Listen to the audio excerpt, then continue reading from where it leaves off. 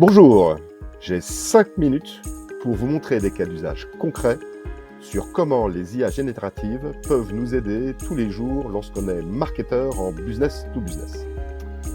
Et pour cela, je vais m'appuyer sur des assistants qui ont été créés ici, que vous pouvez voir directement sur cet écran. Et je vais m'appuyer sur un assistant en particulier qui s'appelle l'assistant Boost My Webinar.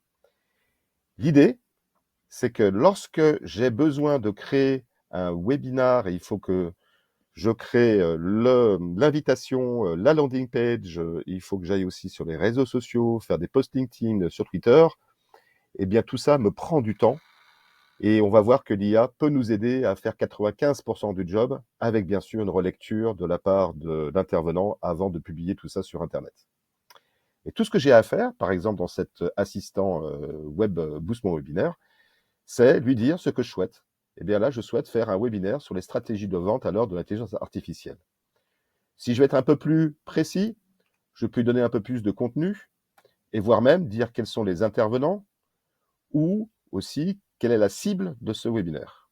Voilà, c'est ce dont l'IA a besoin pour pouvoir générer, eh bien, ici, une invitation que je pourrais envoyer via mon outil d'emailing que j'ai chez moi, une landing page sur mon site internet pour que les gens puissent s'inscrire,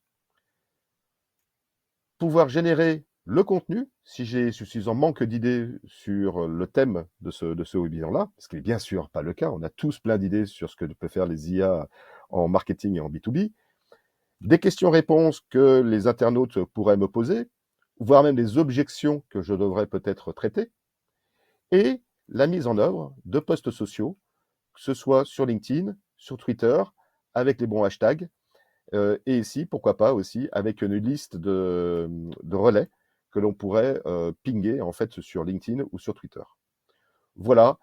Et pour finir, ici, on peut aussi interroger l'IA en lui posant des questions sur le thème du webinaire, sur comment l'IA peut aider les commerciaux. Et ici, par exemple, quels sont les freins qui pourraient être pris en compte.